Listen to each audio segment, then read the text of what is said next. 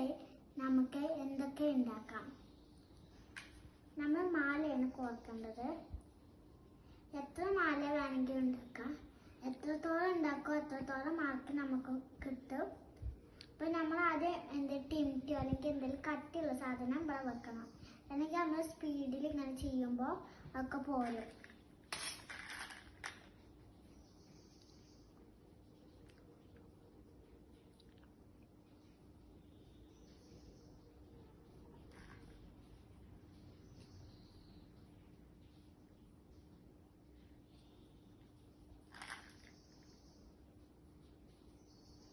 കുറച്ചെണ്ണം നമ്മളിങ്ങനെ കോർത്ത് വെക്കണം.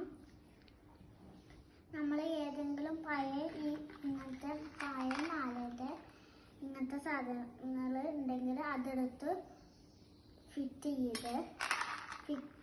ചെയ്തപ്പോൾ ലാസ്റ്റിൽ ഇങ്ങനെ നമുക്ക് കിട്ടുന്ന